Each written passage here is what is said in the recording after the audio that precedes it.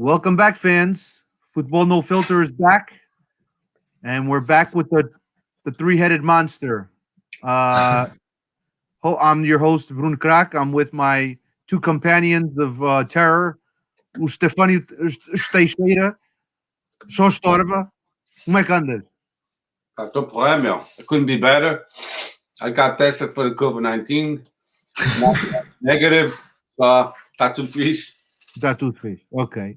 For free. Jorginho, For free, hein? For free. Jorginho, how are you? I'm doing good, and you? I'm doing all right, buddy. I'm doing all right. All right, so we're gonna tackle today a couple of things. Two games with Portugal in the Liga Nations. A negative result at home against France, 1-0. And another win against Croatia on the road this time. First time ever in Croatia.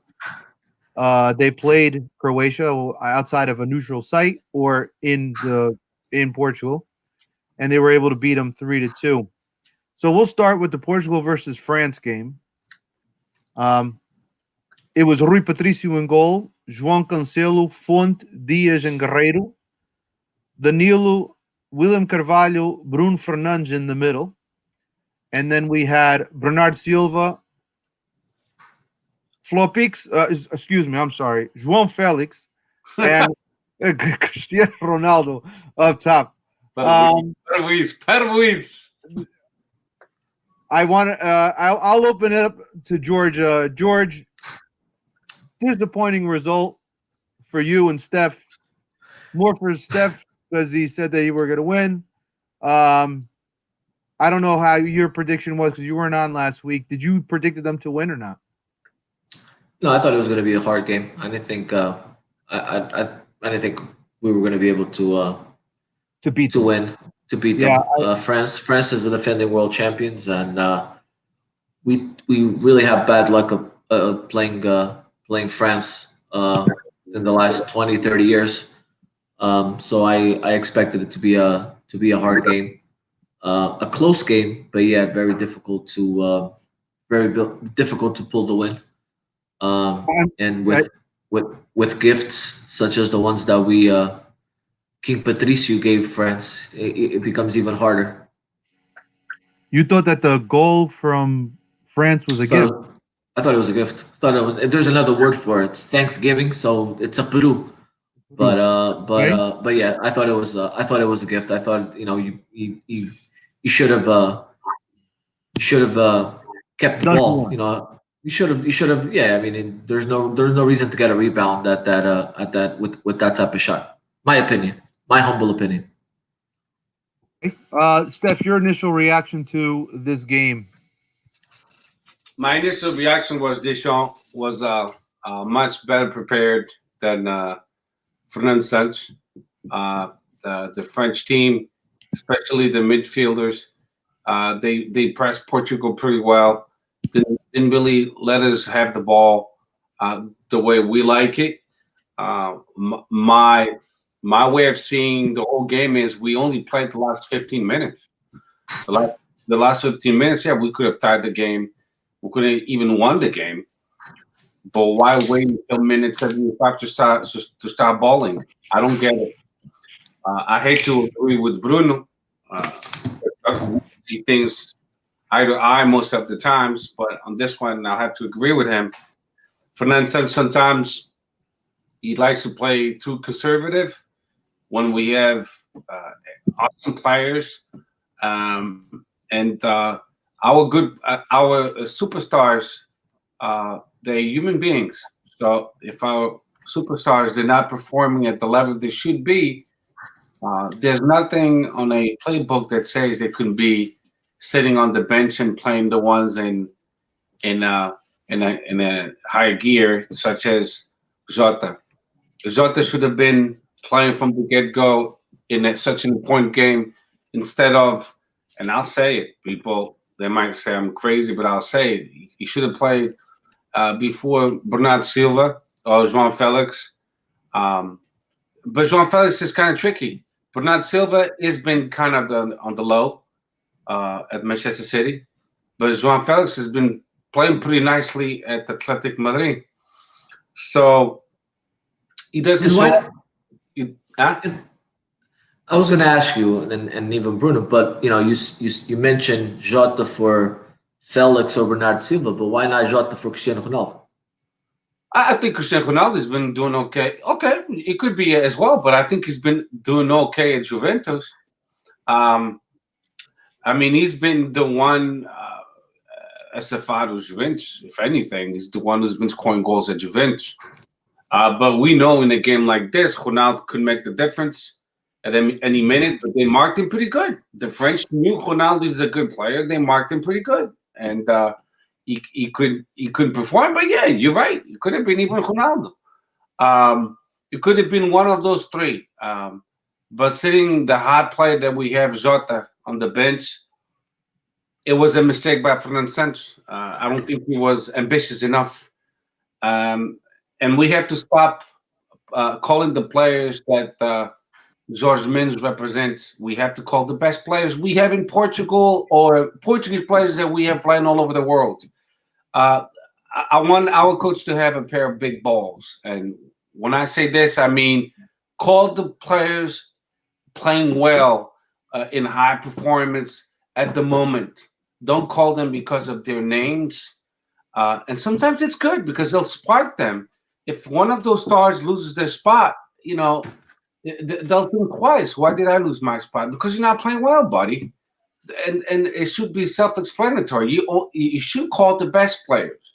You shouldn't be calling because they have a great name on what they did in the past. Because if that was the case, we'll still be calling Quaresma and Nani, for example. We won the 2016 Europa Cup with Nani and Quaresma. So why are we not calling them? Because já foi, é passado. They don't have what it takes to represent the national team.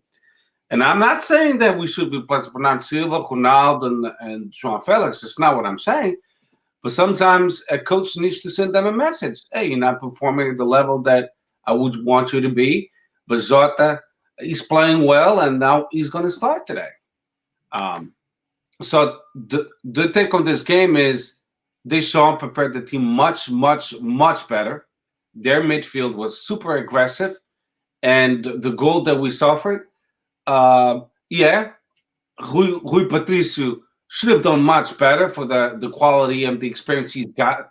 Should have done much better. But at the same time, in the first half, we could have been losing 4-0 if it wasn't for Rui Patricio. Rui Patricio played well. And I'm not saying this because he foi formado no Sporting, por favor. Não tem nada a ver com isso, because I consider him rato, the way he left Sporting. But in the first half, let's call it the way it is, he did se for Portugal. It could have been 4-0 to France easily. But at the end of the day, we saw the potential of Portugal the last 15 minutes of the game when we could have tied and even won the game. We missed some open net goals that usually would score them. We put them away. And it's a shame. But, we lost at home against France. We went to Stade de France. We tied over there. We did the most difficult thing away. And at home, we couldn't deliver. And I feel triste because I wanted to beat the French, even though I was born in France. You guys know that. But I consider myself 100% Portuguese, of course. Mas pronto, olha, fiquei muito triste. I do follow the national team closely. And I wanted our Portugal to want to defend the title. But now we out of the title race, so it sucks. I want to interject. I mean, it's very curious that George said that maybe we should sit CR7, but if you look at it, CR7 was the one that had the best chances to score. He had the shot in the first half early on where Lloris made a very good save and he parried it to his left. And then he had that one header that went over the crossbar, I believe. That typically he does bury them. Mm-hmm. Yeah. And then we had, he had maybe one or two other shots here and there. He was dragging a lot of defenders. I think in what Steph's theory of Deschamps, what he did was he said, we're going to mark CR7 tight, and we're going to force the other players to win the game for them. If they're going to beat us, they're going to beat us with the other guys. Mm-hmm. And that's Bernard Silva and João Felix, which they were not capable of doing. Another thing that I came away from this game was that he went with the same strategy as he did when he went to France. He wanted to play for the tie. Typically, when you play for the tie, you lose. And that has a lot to do with what Paul Schuva is saying here. In my opinion, Fernando Sanchez has way too much offensive firepower for a defensive-minded coach. Exactly. That's my point. My point is that he is ultra defensive with too many offensive players. And you don't. Why do you go in there with two center defensive mids, which is Danilo and William Carvalho? It's because you wanted to contain France. You weren't looking to attack, and I think they gave the analysis that Steph had, which was they dominated the midfield, and it was correct. They dominated the midfield. Portugal couldn't get out in a transition that they like. They wanted a counter, and the counters wasn't working with Bernard Silva and João Felix. And you had CR7 all by himself, and he wasn't getting fed. And that's pretty much your game. George, do you want anything to add to this? I mean, look, I just, I just think from now on, it's going to be it's. I don't know how Fernando Sanchez is going to what's the word, manage the future, manage CR7 in the future. Mm-hmm. Because look, we won against France without CR7, right? And you look, I'm a huge, if anybody that knows me knows that I'm a huge Cristiano Ronaldo fan. I just like the work ethic. He's, to me, he's a beast. He's one of the top 2-3 players all time. So I love the guy's awesome. The guy's great. And it's one of those guys that just wasn't just born with the dome. He had to really work at it, and he works harder than anybody else to achieve what he has achieved so far. But I think there are going to be some games that you're going to have to. He's just like any other player. I don't agree with the whole George Mintz players choose the best players. Because you look at the selected players, and you have players that are very high level, and then you have some other players you look at, and you have some other players, and you're like, what the hell are these people doing here? And one of them is from Porto, and a couple of them are from Porto or were from Porto. So I don't think it's like that. I think Portugal has a lot of players. Even on the B spot. What happened? Who are they? Who are these players that you're referring to? Well, you have a Sergio Oliveira, you have a Pedro Neto, you have a Mario Rui. Even Porto though. Well, Sergio Oliveira is from Porto, right? Yeah, you didn't say only Porto. I didn't say only Porto. I said someone from Porto as well. So you have some players. You have a Ruben Semedo. I thought he should have started. I think Font is done. I think if Pep, what happened? Font had a bad game. Yeah, I mean, if Pep doesn't play, to me, the next player up has to be Ruben Smith. Because we'll talk about that in the next game. Yeah, and then you have Cancelo did not play. Cancelo, that's another thing. You're always switching over on that side. You're always switching. You're switching on the other side as well between Guerreiro and Nelson Smith. Nelson Smith is on the right side. I particularly didn't like Guerreiro. I don't think that he wants to play left back. That's just my opinion. His body language seems like he just doesn't want to play left back. What position does he play in this club? He plays left back. He plays left mid, or he plays in the middle. Okay, so I mean, he plays left back as well, right? So if the not that often now, not that often now. He's more of a left center mid or a left mid. He doesn't really play left back in that on his club team. Yeah, I know, Steph. I get what you're saying, but that's just my opinion. And I think that he didn't have the best game against France. So we just named 4 players in the back line. He hasn't had 3 of them did not have a good game. He hasn't had a good game as a left back in a while. 3 games. In a while, yes. In a while. I hate. Let's call it the way it is. Rafael Guerreiro has been performing at very low level.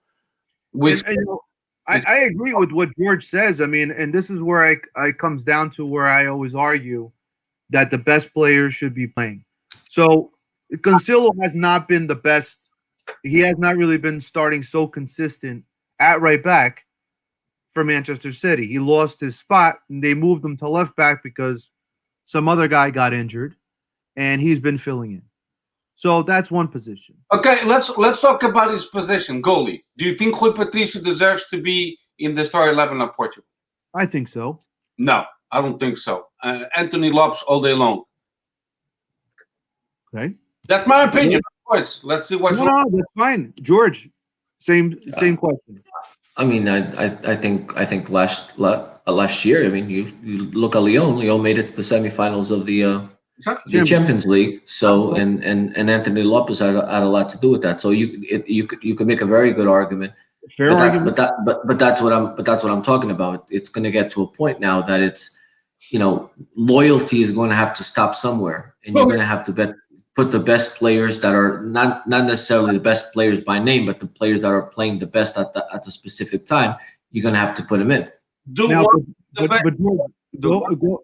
Analyzing this game, like Steph said, if it wasn't for Rui Patricio or São Patricio in this case, this game would have been over at halftime. You don't think Anthony Lopes and not make the mistake of the shitty goal we saw. Yeah, exactly. But then he gave the game away. Yeah, I mean that ball he had to hold on to it. He's a professional. Had to hold on to it. Goalkeeper. That ball wasn't. O Zé Manela que o todozinho. He's a professional goalkeeper. He should have. That ball wasn't a strong shot. It was no curling ball. There was nothing like that. That ball you can't give up that rebound. You just can't. You just can't. And he knows he fucked up because you could see his face, his expression, like he knew he fucked up. And that's the history. That's not something just this game. Rui Patricio has that history of making tremendous saves, and then the easiest plays ever. Like I'm just remembering that goal against that 4-3 game at Estádio da Luz against Benfica, where Luizão is like falling down, and he scores with his shoulder in between his legs. He just lets these goals in sometimes that are crazy. And let me ask you something. What are the Wolves playing for in the Premier League? Who made the tabella? 5th, 6th place. He's not playing on a lot of pressure. Anthony Lopes is playing on a lot of pressure. He's always playing for the title race in France, even though Paris Saint-Germain wins all the time. We all know why. But Rui Patricio has been the last few years. He's been playing in a club that's full of money, but not playing the title race in the Premier League. And as far as the pressure is concerned, it's much lower. All right. So now we move to right back, and you have João Cancelo as a starter. But you do have Smith that has been playing regularly for Wolves. I think Ricard Pereira has been injured. So right now I would probably go out and say that maybe Smith might have the upper hand over Cancelo. Would you guys agree or disagree? I think all day long. Okay. I think Cancelo or Smith, I don't dislike either. I like both. And, but who's in better form? This is the argument. The guy's in better form right now is Smith, no? Smith, yeah. It's Smith. Right. So the center back George mentioned he would like to see Ruben Smedo, as the starting center back if Pep is not available. I think it's pretty hands down that you're going to have Pep and Ruben Diaz as your two starters. The question is, who's going to be the number 3? Is it going to be Domingos Duarte? Is it going to be Ruben Smedo? See, I'm going to have a different opinion when it comes to the next game because Ruben Smedo proved that he cannot be the starter. That's just my opinion. Steph, do you agree or disagree? As him being the number 3. Who, Ruben Smith? Ruben Smith. Let's talk about who should start, which should be Ruben Diaz, without any doubt, is our best center back we have at the moment in Portugal for the national team. And I'm going to argue that. And of course, Pep. No, I'm just saying who should start first. And then the third one, let me finish. Kalmai. Believe it or not, Pep has to play because we don't have any better. And Pep, with the experience, he showed that he didn't play against France.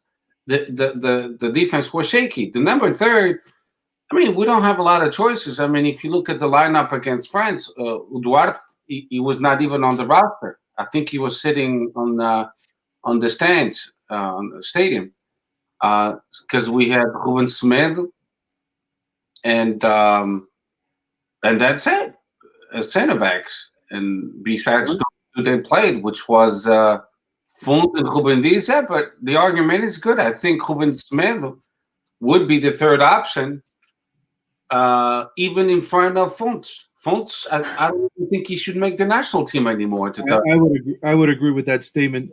George, do you agree? Font, yes or no on the national team? I would replace him with Duarte. I think you need to move on. You're preparing the 2022 World Cup, so you're gonna take a 37-year-old, 38 and a 38-year-old, 39-year-old at the time to Qatar, and then what happens? What happens in the next Euro Cup? What experience are you gonna give these new kids? These new kids need to be exposed now. So I think especially in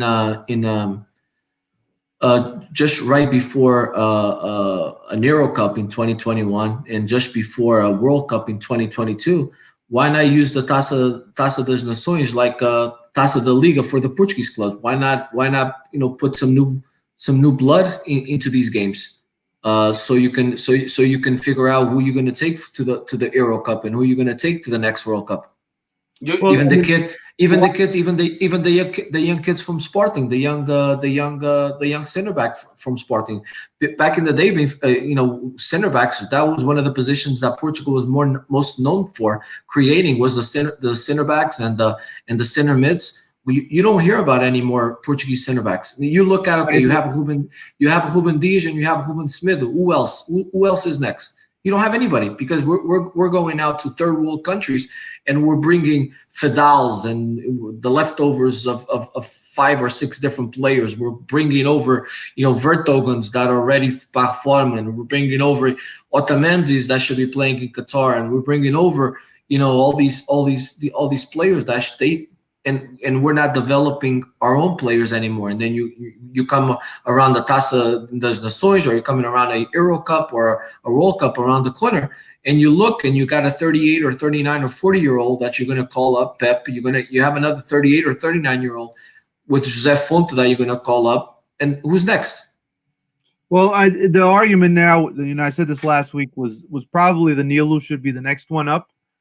Because he's been playing center back for PSG. He has not been playing center defensive mid. He's not going to play, but forget about it. He's not going to play. So he's going to be like the 4th option if Fernando Sancho is not nobody else. If somebody gets hurt in a tournament, we spoke about that. How many is he allowed to take? 23, I think you said? 23. Yeah. 20? So Danilo will be in the back of his mind. Fernando Sancho is still going to be the coach. Forget it. He's not going to be replaced. We agree on that, right? He's going to retire. He's going to retire out of Portugal. Whenever he wants to retire, he's going to retire. Portuguese replacing Fernando Santos anytime soon. Nope. So he's going to be the Portuguese coach, and I'll be interested to see the 23 final roster of Portugal if he's going to be aggressive and proactive, or if he's going to be traditional and a chicken. Brunch. All right, now we're going to move on to left back. We have Mario Rui. We have Guerreiro. Guerreiro didn't look very good against France. Mario Rui didn't look too bad against Croatia. I don't know if you guys would agree that Mario Rui might be the next guy. I know that Steph, with a legit argument, is going to say, well, hold on a second. Well, why don't we start calling up Nuno Mendes? And I think that's a very very good argument. I think if Guerreiro feels like he does not want to be playing left back on this team, maybe we need to start looking at maybe going somewhere going with someone else who's a little more motivated or a lot more motivated to showcase his skills like a Nuno Mendes. Steph, I know you agree with that, right? 100%. When I say Nuno Mendes, it's because Nuno Mendes has been the player in the Liga North, standing out big time, and he's getting accolades from everybody, not only in Portugal, but in the Premier League, in the Italian League, in the Spanish League, in the French League. He had he didn't play the last game for the start under 21 against the Netherlands because he got injured. So he was sent back to Portugal, and the Sporting medical department, they're taking care of him now. He's going to miss the well, and to me, that's a good thing. You should give somebody else a chance to play against the Cavanese. It's a team from the Campeonato Portugal. Yeah, I agree 100%. Why is Futebol not using the Nation Cup, like George said, to rotate? You want to go far and win the second time even better.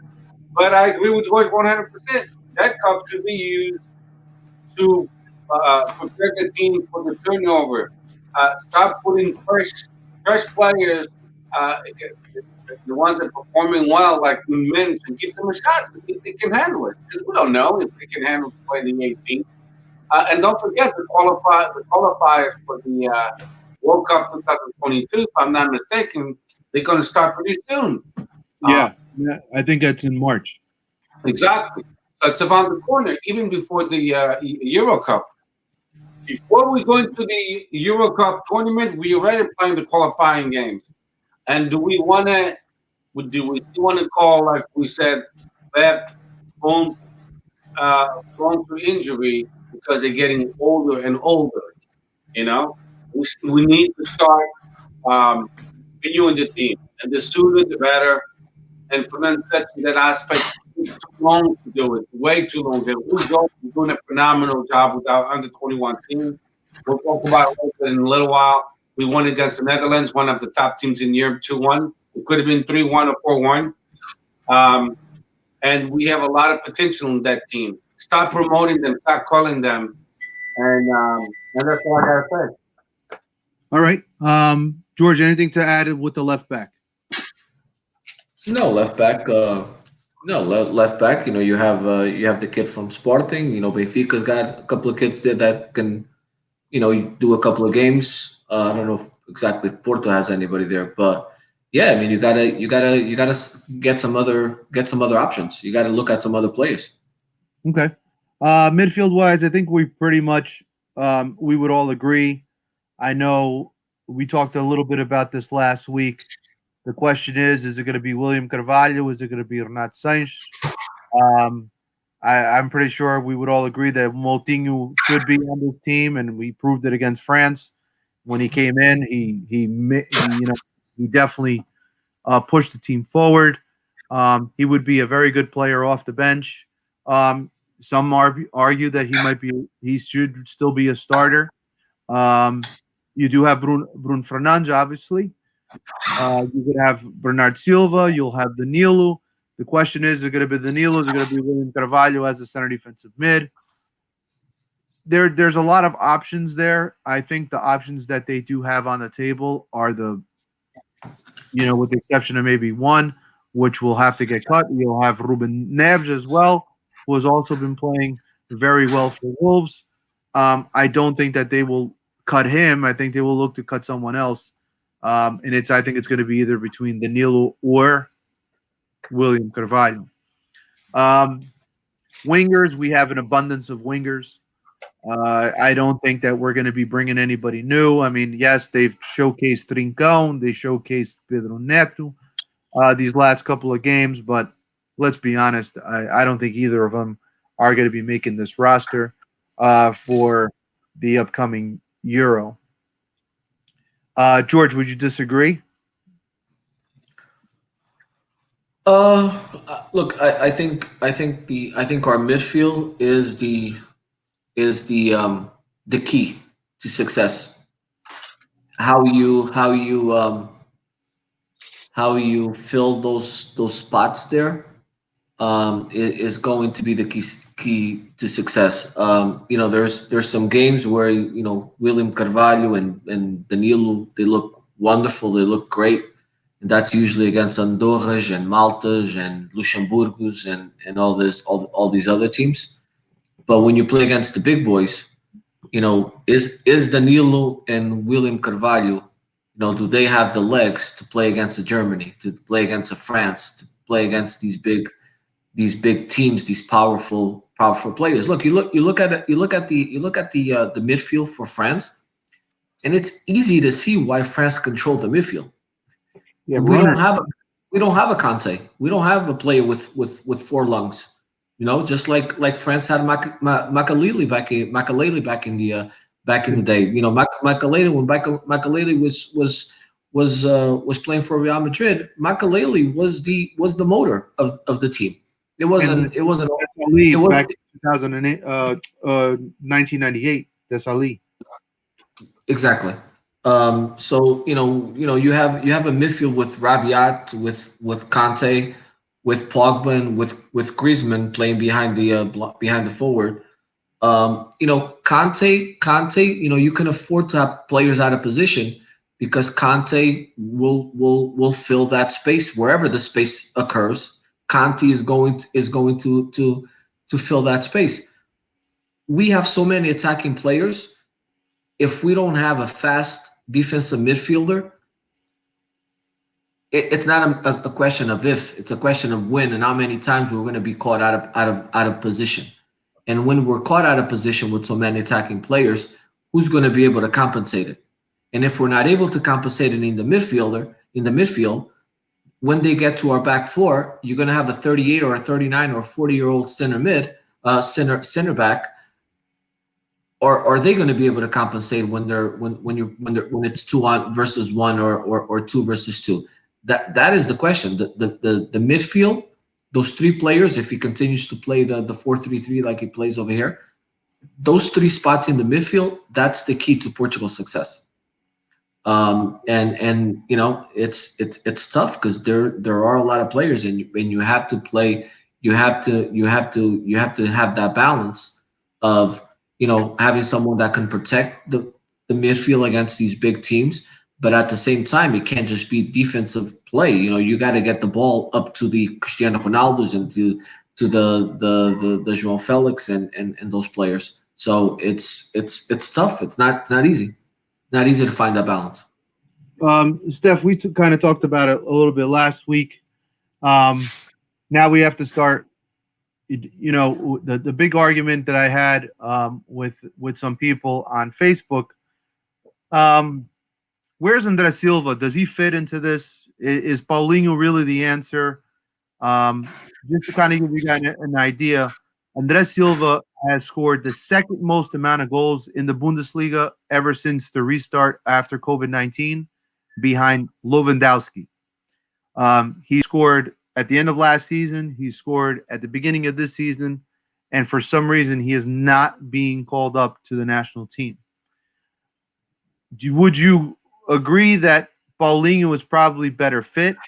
Or would you go with a guy like Andrés Silva, who has had success on the national team? I think his first 10 games, he scored 10 goals at the minimum. I think he was averaging 1 goal a game.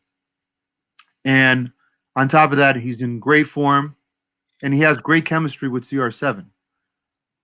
Do you believe that he would be the better fit, or do you still say, no, you know what? I think Paulinho's the guy that is probably better. Well, that's tricky.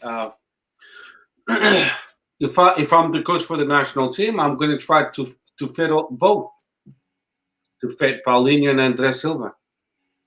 That's a position that could make you or break you, and sacrifice on a maybe center backs, knowing that Danilo can play number 6 and center back, and I would give to an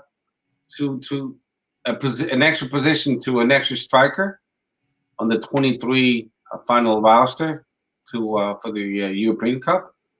And I would take both. I would take Paulinho and André Silva and Cristiano Ronaldo, of course. We all know that's going to happen unless he's injured. But I would make it happen that way, and I would sacrifice one of the center backs, or he knows the team better than we do. He's got the binders with which players can play which positions, and they can, as jogador polivalente, they can play a couple positions. And instead of taking 2 right backs or left backs or 3 center backs, don't, and then take André Silva and Paulinho. If they're both in great form by the end of May, and then the competition for the Euro will start in June, I think you should take both. If you have André Silva in the German league com 20 e tal gols e o Paulinho in Liga NOS com 20 e tal gols, I think you should take both. It's a no-brainer. Because that's a position that, como a gente diz na gíria portuguesa, pôs a carne toda no assador.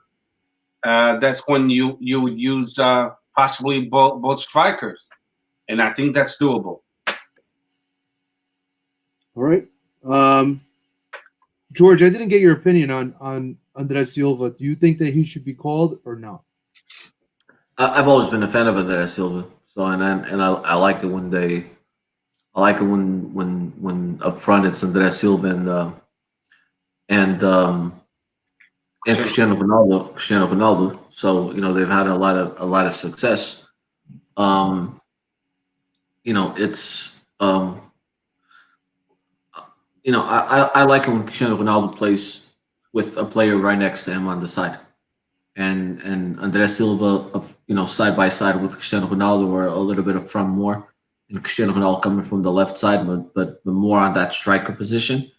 I like it when Portugal plays that way, and I think with Bernardo Silva and even with João Felix, it's just a different dynamic. Even though I like them both, it's just a different dynamic, and I don't know if this with the players that we have, I don't know if this 4-3-3 is the best formation with these caliber players. I just don't know. But I definitely like Andres Silva and Cristiano Ronaldo up front. Okay. All right. Well, we're going to move forward to the Croatia 2, Portugal 3. Portugal line up with Rui Patricio, Nelson Semedo, Ruben Dias, Ruben Semedo, and Mario Rui. In the middle, it was Danilo, João Moutinho, and Bruno Fernandes, João Felix, Jota, and Ronaldo. So a little different in comparison to France. There were some changes. George, did you like what you saw, or you were still kind of saying something is off? What was the score? First game, 4-1. But they won. I think it was 4-1. We won 4-1. Yeah, so it was like that. It was very lopsided. Yeah. So got to look at that lineup and see what were the differences. I know what the differences were, but it's another one is, remember, Croatia was playing with their back against the wall, because if they lost and Sweden pulled away with, I think, a draw, they would have been knocked out to the Tier B. So I think they were playing with a little urgency. They also wanted to win. Let's be fair and say that the goal that Portugal did score One of them was off a handball from Jota, and then João Felix was able to knock in the rebound. But there was a lot of sloppy play in the back. And this is where I question if a lot of sloppy play, and 2 of the goals were scored from a center back. So, when center backs score, usually it's from set plays. It's from set plays, which means that with all of this offensive power, where are the opportunities and the goals coming from these guys? That is true. That's a very good, valid point and question that you do ask. Why, with all the firepower that Portugal has, why is it taking the defenders to score versus these attacking players? I mean, Bernard Silva missed a goal that I probably never saw him miss. Ball just landed on him, and somehow he just roofs it over the crossbar. But it definitely seems like something is off with this team. I have a feeling it's the midfield. I felt that Bruno Fernandes did not play particularly well, and I have a feeling that the reason why he's struggling is because they're not utilizing him to his full capacity. And I think Fernando Sancho has to figure out a way to make Bruno Fernandes compatible on this team, or it's because you have to have him as on the field. Steph, do you agree or disagree? I didn't really get to watch that game against Croatia because I lost interest. After we lost against France, I'm like, jogo para feijões. We already had guaranteed the to stay in the level A, Group A, or whatever you want to fucking call it. I don't think long. I think this competition is doomed. I would give it a couple more years. They talking about nexting this competition because it's just a bunch of additional games and it's burning players. I think the last I heard from the UEFA and the FIFA, they wanted to make the European and World Cup every 2 years instead of every 4 years. Which, if you think about it, it would be a smart move, and it would generate a lot of money, more money. Just like the Champions League. The Champions League is every year. So, but going back to this game, I agree. I mean, sometimes defenders scoring goals. Ruben Dias is always good at the corner kicks. He plays well with headers, and he showed that in this game. Kudos to him. He's becoming a phenomenal center back for Portugal, phenomenal player. In Croatia, like you said, they were fully motivated to stay in the interior A, just in case if Sweden tied the game, which was not the case. France was not going to let the possibility of advancing being diminished. So they won fair and square. I saw the highlights. But the game against Croatia, I don't think the Portuguese players were fully motivated because they knew they lost the ability to seize the win against France and move on to defend the cup. And after that, it becomes a game that has no interest. But I'm glad we won anyway. But I was not fully engaged in the game. I lost totally interest, like most Portuguese fans. Okay. George is not available, so I'm here. Oh, sorry. Were you able to catch this game, and did you feel any different than what Steph mentioned? No, I caught the highlights and part of it. I think that, like obviously the motivation was a factor. But I think that we could have and should have done much better than what we did. I think we suffered a couple of soft goals um, and there was not a lot of stuff happening as far as the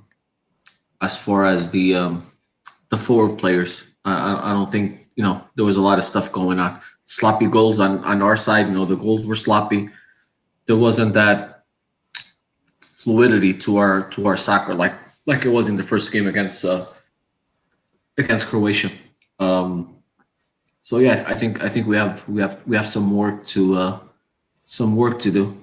And that is actually what Pranson said. He said, unfortunately for the national team, he would love to sit back and go back and correct some things, work on some things that they did wrong, but now he ain't gonna have them until March. So that'll be the next time that they'll be together. All right, we're gonna move forward. We're gonna talk real quick about the last Portugal game for the U21. Rui Jorge lined up with Diogo Costa in goal, Thierry Correia, Diogo Queiroz, Diogo Leite, and Tomás Tavares at left back. Florentino, Vitor Ferreira, Jetson Fernandes, Fabio Vieira, Jota, not the Jota from the national team on Liverpool, but Jota, the ex-Benfica. I think he's on Granada now. And Carvalho up top.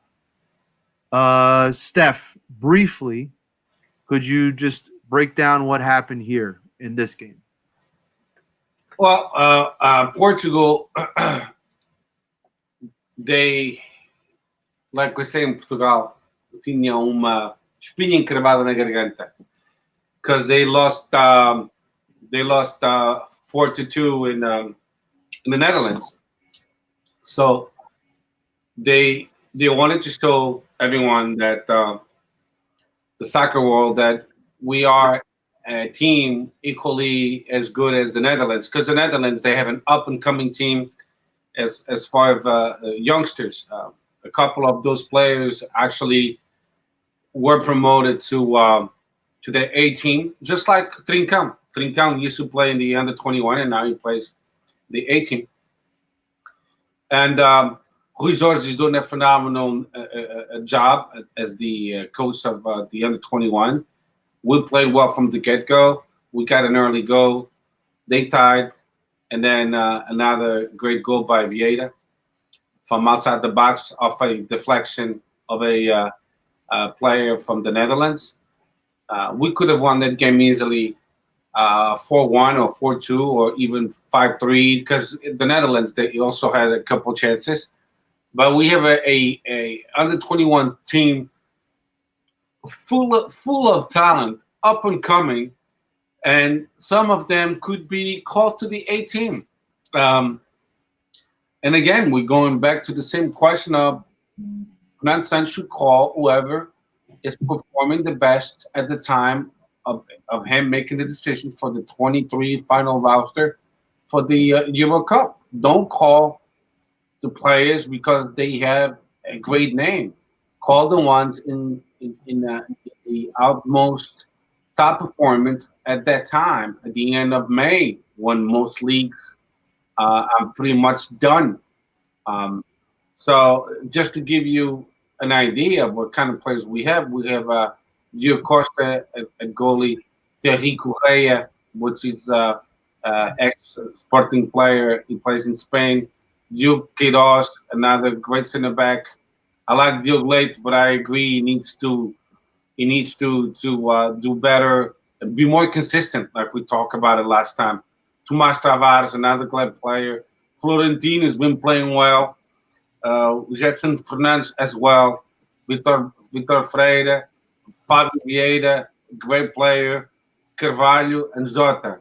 And then on the bench, we still have a very, very good competitive squad. Luis Maximiano, Pedro Pereira, Port doing well at Sporting with 7 goals. Rafael. The one thing, Steph, I don't understand is how Port was not the starter on this squad and Jota is. It's a question of preference of the coach, and there's nothing we can say about that. Because Jota's not a starter typically on his club team. Port is, and he's scoring a lot of goals. He's one of the, I think, is the leading goal scorer in the league right now. Well, the tactic that in that, let me just finish one thing. Then you have Rafael Leão, which is doing a phenomenal season at AC Milan. Not a big fan of his character, but he is a great player. Daniel Bragança, good player. Dalot, great player. Gonçalo Ramos and João Mário. Okay, so I just wanted to say the names of the players. But it seems like that Rui Jorge and Fernando Santos are on the same page because they're playing with the same tactic, 4-3-3. So, which makes sense because if you look at Porto or Benfica and Sporting, so I'll talk more about Sporting. When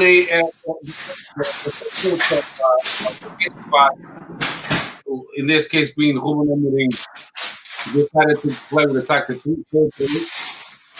The same applied with the under 23 and the B 3-4-3, and the national team is doing the same thing. Fernando Santos and Rui Jorge on the same page and playing 4-3-3.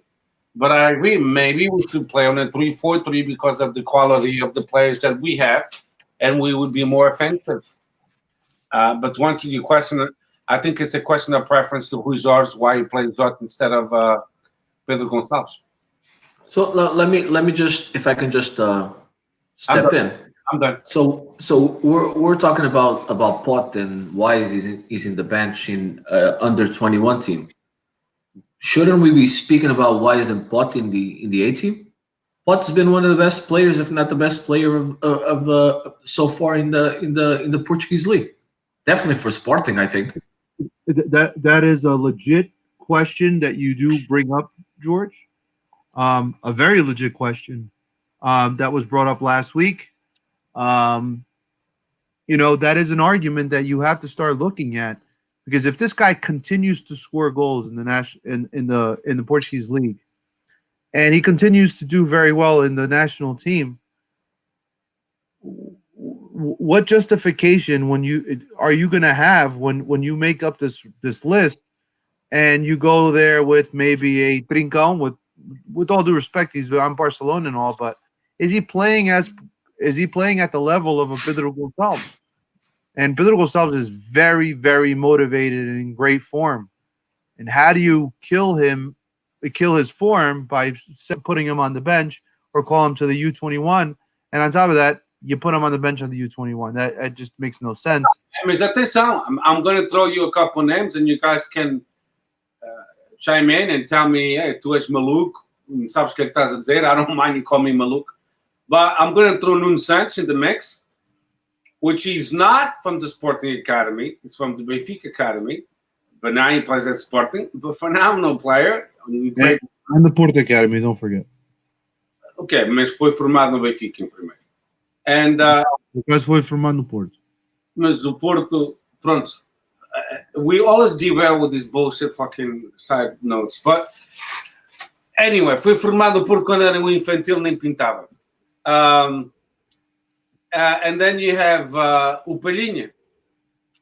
Palhinha is back into his top game, and I would say he's better than William Carvalho as a number 6.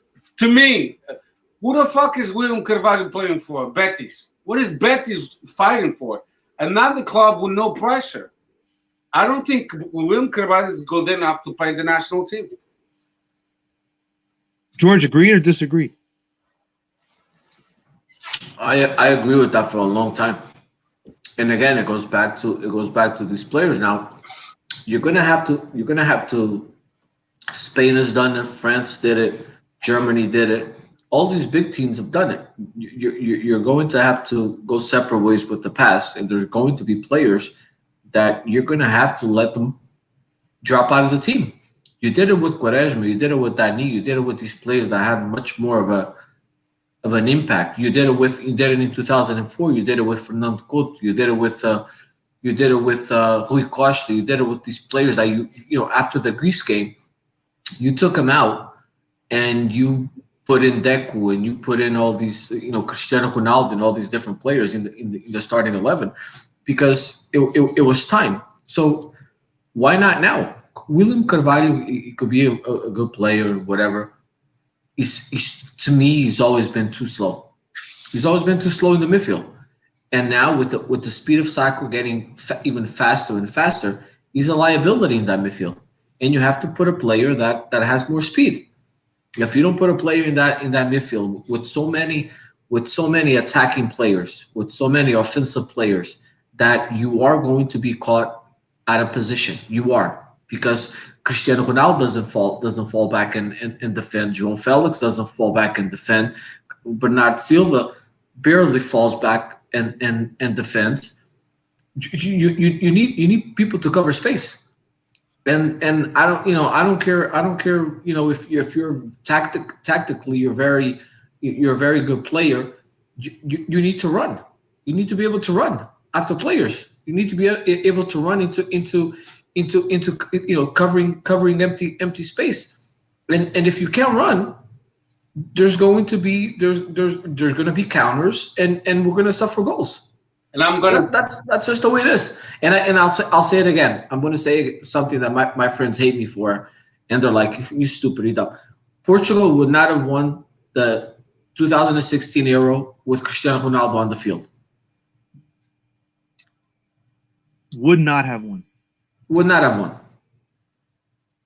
And that's because the game is just different when you take out an attacking player and you put in a defensive player to cover a team like France, the firepower of a team like France.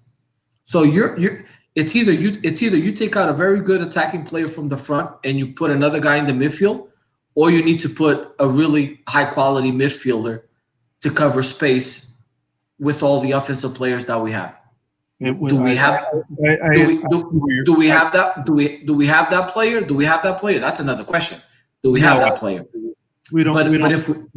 But if we don't, then you're gonna have to change the the style of that we play. The 4-3-3 is not gonna work. Okay. All right, we're gonna move forward because we're at 57 minutes. So we're just gonna do a brief, 1 minute each. But I'm gonna just throw one more name. Just watch out for João Mario. If he starts regaining his confidence and he's the name to throw in the hat. I'm not saying he's going to be called, but he could be. That's it. For who? For who? João Mario. Yeah, for who? That's a good question. I don't know. What position? Who? He plays midfield. He plays winger. He can play left, right, in the middle. Depends. I'm not saying it's going to be.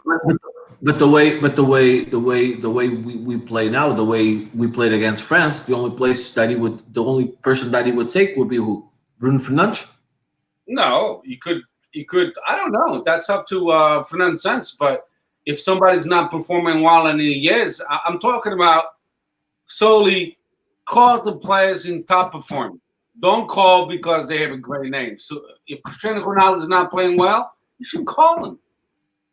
But it's also has to be with you gotta. So if the way he's gonna play it's this 4-3-3 with two defensive midfielders, then it would make no sense to be calling all of these attacking midfielders for one position. If Bruno Fernandes is there, and if you're saying that Bruno Fernandes has to play, I'm not saying he's going to replace anybody. Yeah. His name should be thrown in the hat. It's just saying that if he's playing well at the end of May, and Bruno Fernandes is not, or Bernardo Silva is not, maybe they should consider him. Or I'm just throwing a couple names, but it could be even William Carvalho, Danilo, or whatever. All I'm saying. Go ahead. Is someone that Fernandes should keep. When I say him, it could be another player from Guimarães or Braga or Sporting or Benfica or Porto playing great, and they're the ones who should be called. I'm not sold on let's call Bernardo Silva, Cristiano Ronaldo, Rui Patricio because they have great names. I totally agree with Bruno, and you said it too. It should be the ones who are in best performance and playing better at that time. All right, we're gonna move forward. We have the Taça de Portugal this weekend. Steph, you guys are going to be going to Sacavonense, correct? Sí. Benfica will go to Paredes. Porto will go to Fabril. Just 30 seconds each because, I mean, there's really not much to really talk about, especially with cups. I'll start with you, Steph. What are your expectations with your team this weekend? They're going to be playing the Stade National because the Stade Sacavonense, they didn't have all the they couldn't meet all the needs of the competition as far as lighting. So yeah, we're going to win, but I can see Ruben Amorim giving minutes to the supplants, the bench, which makes sense to me. I mean, you got to give them minutes too. So we're going to win. Okay, George, same question. For Sporting, I think Sporting's going to win. No, for Benfica? For Benfica. I would hope we win, but especially coming from a couple of bad games, bad scores. I hope we win, but I don't know. We'll see. And now you got another issue, which is now COVID-19, because it started to strike your team pretty heavily in some key areas. Did it get to the Heat team yet? I didn't read that. I thought it was the hockey team. No, you got Everton. You got Darwin, and you got Weigl, I think. Yes, Mom. Okay, well, Weigl looks like he had COVID already for a year and a half, so that's okay. He wants to leave already, so he shouldn't even come back. But I didn't know that Darwin Núñez and Everton had it. I know Brazil had an issue with some COVID-19 cases in while they were in this concentration for these last two games. Right. Well, I mean, Darwin probably got it because Luis Suarez had it, and he wasn't able to shake it off, and he was around him. So, I think he caught it off him. So there are some issues. You're lucky that the league is not Yep. But the problem is, I think it's Europa League that's in the upcoming week, which is the Thanksgiving week for us. I think that's where you could have an issue. Yeah, because he's gonna be out at least 10 days. Okay. Porto will go to Fabril. I mean, from what I read, Sergio Conceição was preparing a revolution of some sort. There are going to be a lot of changes to the lineup. So, these are opportunities that these guys, regardless of who you're playing, you got to capitalize. You could gain some minutes, regardless of who the opponent is. You got to come out and you got to perform, and hopefully hopefully we advance. It's one of these old Fabril is the old Kuf. If people that are more or less our age, they'll probably recognize that name, Kuf. But we'll see what happens. I mean, there's going to be a lot of rotation. You're going to see a lot of players that they don't have a lot of minutes. Sometimes it's a lot of sloppy play, especially against teams that are very motivated that they're going to be playing against a bigger squad. That's where the term Taça happens. So there could be some surprises. Let's see what happens. All right, guys, we'll be back next week. We'll be covering the Taça de Portugal, and we're going to be covering the Europa League and the Champions League for Porto, Braga, and Benfica, and that's pretty much it. All right. Sounds good. Steph. Glenn Gomes brought up a good point. Ruben Neves ahead of William. I agree 100%. I like it. For some reason, what's his name? It just doesn't seem. Fran Sanchez doesn't seem like he's a fan of his. But Teimoso para caralho.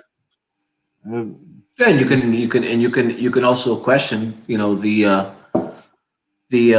a dupla Ruben Neves, Moutinho. They play at Wolves together. Why not put them as the starters for the national team? I mean, it would be tough to replace Danilo because he plays well. But I could see Legit arguments. Those are all legit arguments. I could see Danilo, Ruben Neves. They played together at Porto, didn't they? Very not too long, not too much.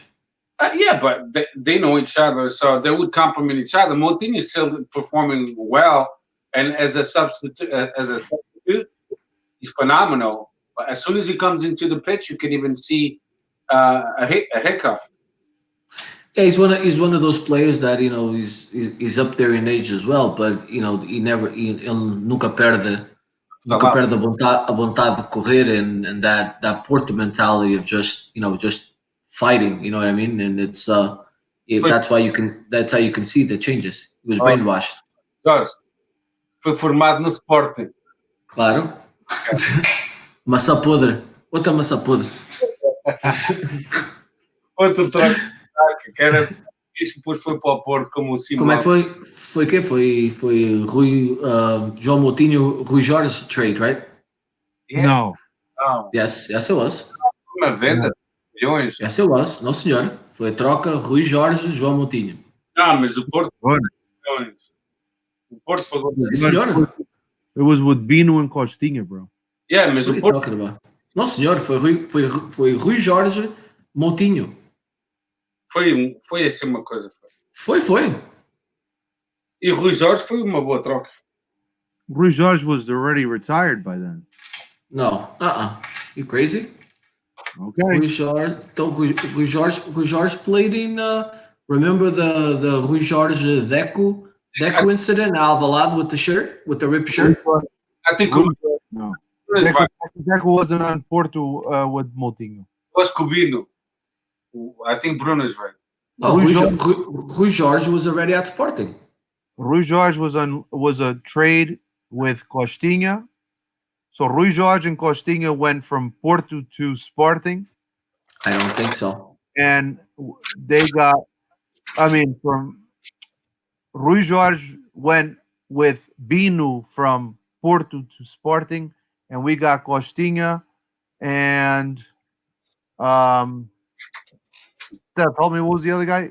Peixe. O Peixe, yeah. Isso tá certo. Rui Jorge, Bino, Peixe e Costinha. Foi o Peixe que foi para o Porto, não é? Quem é que foi o João Moutinho? João Moutinho foi uma troca também. Deixa eu ver I think it was Postiga. No, I know who it was. No. It was Nuno André Coelho. Mas espera aí. Coelho. O Porto não pagou 10 milhões para o João Moutinho? 11, mais um jogador. Não, era 11 e depois tinha que ser 50% de uma futura transferência. E o Salazar do Norte fez lá uma engenharia financeira quando vendeu o João Moutinho e o Sporting ficou uma má no dedo outra vez. Como sempre. All right, guys. We'll be talking next week. Make sure you hit like, make sure you hit subscribe, make sure you tell your friends about our show and send them some feedback. We'll see you guys all next week. Steph, George, have a good week. Make sure you stay safe. Talk to you guys soon. Tchauzinho. Olha o leão.